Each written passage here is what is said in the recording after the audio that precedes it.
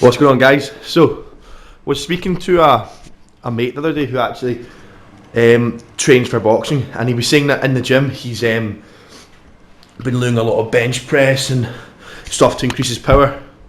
Now, I actually used to do that as well. For those who don't know, I used to box as well. I was a boxer for many years.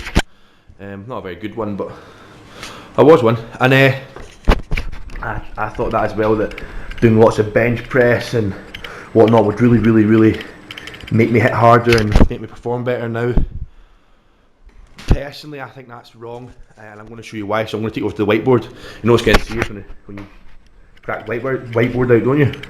Right, so a lot of, let's get this to focus.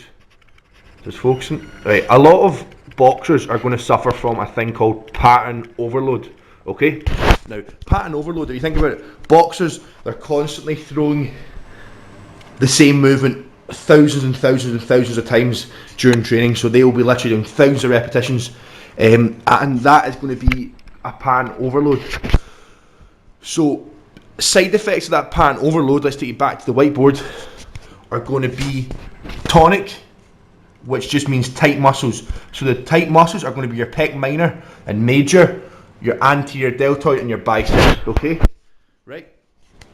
So because you're doing thousands of repetitions, you're constantly shortening your anterior deltoid, your pec minor and your pec major, okay? So as a result of this, you're going to be sporting an upper body kyphosis, okay? So I'll quickly show you what I mean by an upper body kyphosis. So if you're here, okay, upper body kyphosis is when your arms are going to internally rotate and you're going to look like that. Okay, now that is a bit of an over exaggeration, but that is what an upper body kyphosis is. So what you want all boxers to do is you want them to stretch their tight muscles. Right, alright, so perfect. So there are a few stretches you can do to help alleviate the tightness in that muscle. Now, the exercises that you want boxers to do, in my opinion, is exercises that support thoracic extension. So thoracic extension is the ability, in layman's terms or simple terms, to keep your chest up. Okay?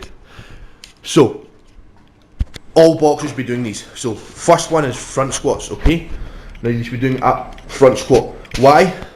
Because if you've got extremely tight muscles, number one, you won't be able to take your hand underneath the bar, and number two, you won't be able to maintain thoracic extension. So what's happening is, as you're coming up, you're going to just drop the bar. Yeah, so that really supports thoracic extension, opens up your posterior chain. Another very good exercise is a deadlift. Same again. If you can't maintain that high chest, that neutral spine, you're never going to be able to lock the weight out. And another quick exercise is a face pull.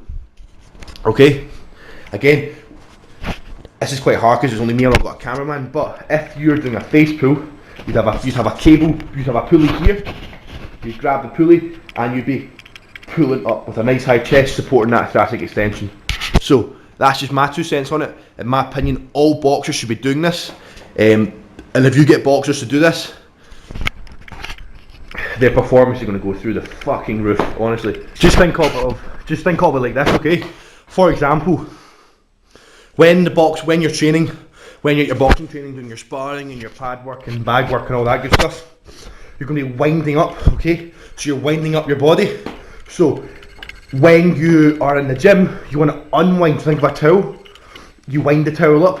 You want to unwind that towel and flatten out. So that's what you want to use the gym for, okay? So this takes me to my next point. I'm not saying to not do the overhead, the bench press.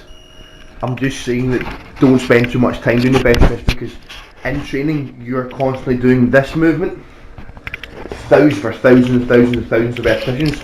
So when you go into training, like I said earlier about the unwinding the towel, well, you're going to be just doing the same movement technically for thousands more repetitions. So you're going to be further facilitating the problem and creating an upper body kyphosis and a dysfunctional body.